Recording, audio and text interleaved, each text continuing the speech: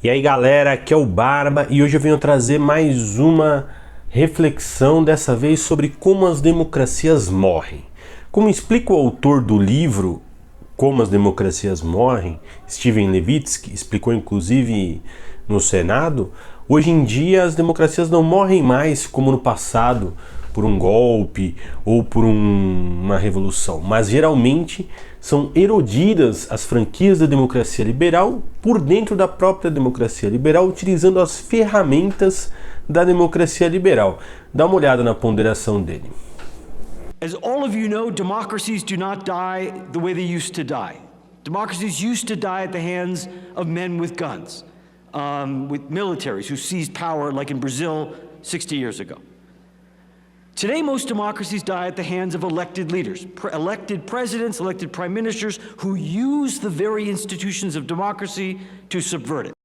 É isso basicamente, galera.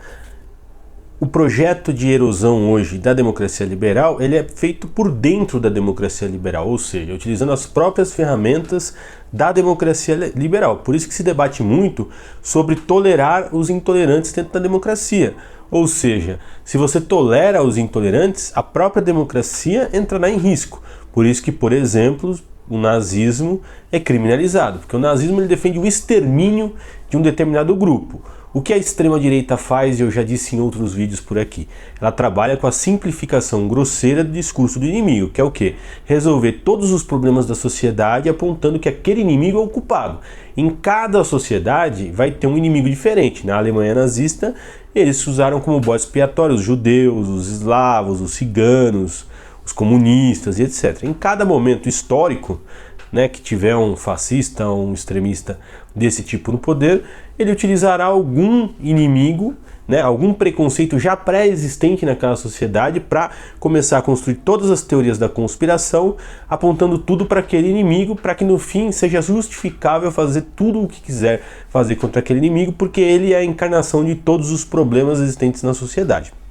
Esse geralmente é o discurso do inimigo trabalhado pela extrema-direita. Eu indico a todos, para refletir sobre esse assunto, que assistam um documentário maravilhoso chamado Arquitetura da Destruição. Eu vou deixar o link na descrição. É um documentário antigo, mas é um documentário que traz um panorama sobre como o Hitler chega ao poder e como tudo aquilo foi construído passo a passo, para que a gente consiga entender como isso funciona, para que não permitamos que isso venha a ocorrer novamente. Porque hoje, nesse exato momento, nós estamos vendo várias forças de extrema direita crescendo no mundo inteiro. Vai desde Portugal com o Chega, o Trump nos Estados Unidos, o bolsonarismo no Brasil, a gente vê na própria Itália e na própria Alemanha o crescimento dessas ideologias, gente abertamente fascista indo para a rua na Itália, gente lá da Alternativa para a Alemanha abertamente neonazista indo para a rua, entre outros,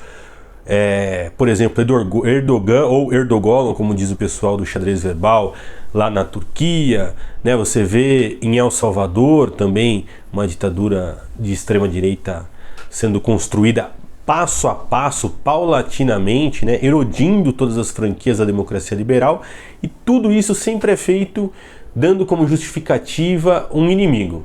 Vocês vão reparar que em todas essas experiências tem uma coisa em comum, que é o discurso do inimigo.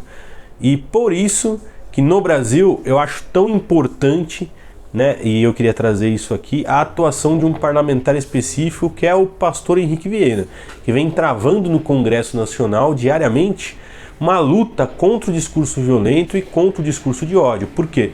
Porque a partir do momento que a extrema-direita consegue normalizar o discurso de ódio, tudo passa a ser permitido. Então, se levantar sempre que possível, sempre que estiver presente contra esse discurso de ódio é muito importante. Então eu trouxe esse vídeo, esse trecho, para mostrar o discurso de ódio, o discurso de violência sendo utilizado, porque na Câmara, em tese, é uma disputa de ideias, onde vários interesses e conflitos vão se degladiar ali. Democracia é um regime de conquista.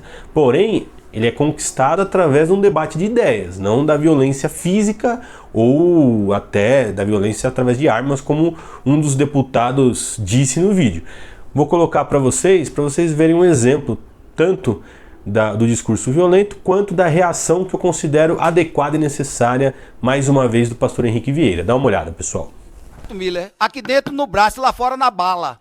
Eu não vou ficar, tá certo? Eu não vou ficar presidente, desonrado. pelo amor de Deus, dá registro. Eu não vou... dizer o seguinte, em vários momentos aqui o debate escalonou para uma temperatura que eu sempre caracterizei como violência política e na maior parte do tempo contra mim. E eu sempre reclamei do colegiado um certo silêncio, uma certa conivência. Então não é porque não foi direcionado a mim que eu vou ficar em silêncio. Eu não faço a menor ideia do que aconteceu. Não se trata de razão para A ou razão para B. Não me cabe. Mas assim, eu não posso ficar em silêncio diante de uma fala, abre aspas. Meus problemas eu resolvo aqui no braço e lá fora na bala, fecha aspas. Não importa se eu sou ou não a vítima. Não importa se a pessoa que está sendo ofendida tem ou não razão. Importa que, uma vez isso sendo dito, e eu estando presente, eu não posso achar que isso seja razoável. Aqui é um espaço de conflitividade de ideias. Falas assim remontam a uma ameaça deliberada. Então não estou aqui buscando a origem disso, não sei quem tem razão no fato inicial, só sei que nós não podemos normalizar que as nossas divergências sejam tratadas no braço ou na bala. Esse é o fim da democracia. Se a pessoa se sente ofendida, existem mecanismos legais e regimentais, dentro e fora da Câmara, para dizer, fui ofendido. Que mundo é esse? Fui ofendido, vou te atirar, vou te matar. Porque é isso que está dito implicitamente. Então, quando eu sou vítima, eu levanto a minha voz. Quando eu não sou vítima, eu também preciso levantar a minha voz, porque acho que aqui a gente pode e deve divergir, e às vezes de forma calorosa e quente. Mas não desembocando para esse tipo de fala, isso não pode ser normalizado. E aí, pessoal, o que vocês acharam? Como eu disse, né, e como eu já disse em outros vídeos, eu integro dentro de um campo ideológico a esquerda reformista. Eu assisti o debate da esquerda reformista contra a esquerda revolucionária, a esquerda radical, e ali consegui, vendo a atuação sobretudo do Frederico Crepe, que eu realmente me identifico muito mais com a esquerda reformista, porque para mim a revolução sempre foi uma incógnita o dia depois, o que vai acontecer. Porém, contudo, todavia, por conseguinte, é muito importante dizer que, por ser da esquerda reformista, eu defendo as franquias da democracia liberal, porque eu acho que é possível fazer essas reformas dentro desse modelo de organização social. É muito importante pontuar essa diferença que eu tenho com a esquerda revolucionária e pontuar que essa atuação do pastor Henrique Vieira é uma atuação em defesa da democracia liberal. Porque se levantar toda vez que o discurso do inimigo, o discurso de ódio, o discurso violento é colocado em pauta, ainda mais na Câmara, é muito importante que ele seja combatido imediatamente, que ele não fale sozinho.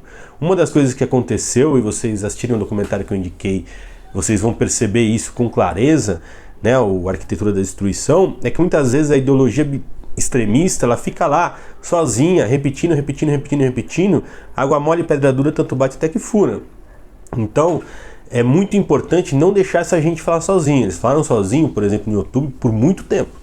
Então, levantar a voz, sobretudo no Congresso, toda vez que esse tipo de discurso é feito, é muito importante para defender a própria democracia liberal. E eu quero lembrar e trazer um vídeo que eu trouxe recentemente, que foi a fala da Laura Sabino lá no Brochada Sinistra.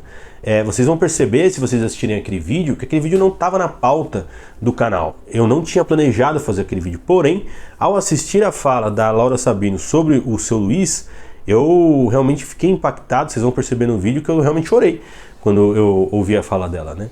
E aquela fala sobre o seu Luiz, ele é o exemplo material, prático, objetivo do que gera o discurso de ódio feito por autoridades, como por exemplo deputados, dizendo que vão resolver no braço ou na bala os problemas. Ali claramente levou à morte, que na mente do cara que assassina sempre é justificável porque está eliminando o inimigo, entendeu? Eu já trouxe um vídeo aqui há muito tempo atrás em que eu tratei da morte de um professor na Universidade de Viena, que morto por um nazista, ainda na ascensão do nazismo, que acabou sendo justificado, sobretudo nos jornais da Alemanha da época, saindo como se tivesse sido eliminado um professor judeu, um inimigo, etc. Até hoje está lá o local onde ele morreu como um lembrete, né, um memorial sobre isso. Então, assim, o discurso de ódio, ele serve para justificar, para legitimar e normalizar ações práticas de ódio. Então, por isso, eu trouxe essa reflexão hoje. No Brasil e no mundo está havendo essa ascensão da extrema-direita, e no Brasil isso é muito latente. A gente acabou de ver a extrema-direita sair do poder e eles já estão se articulando com potência estrangeira para atacar o Brasil, para eliminar quem? Os inimigos, que estão sempre infiltrados em todos os lugares. Eu trouxe aqui a questão no vídeo do Monark das teorias da conspiração que vão se acoplando uma à outra, tá certo? Então o grande lance é o seguinte: tomem muito cuidado, fiquem vigilantes e façam como pastor Henrique Vieira. Lembre-se, a democracia hoje ela é erodida por dentro, como explica As Democracias Morrem. Portanto, não deixar essa gente falar sozinho, combater o discurso violento, o discurso de ódio é central para que pelo menos as franquias básicas da democracia liberal sejam mantidas, para que a gente continue tendo a possibilidade de disputar reformas, pelo menos. Tá bom, galera? Comenta aí a opinião de vocês, se vocês acham que faz sentido. Assistam os vídeos que eu citei, vejam o documentário que eu vou deixar na descrição. E até a próxima, pessoal. Se inscreve, dá like, ativa o sininho e tamo junto.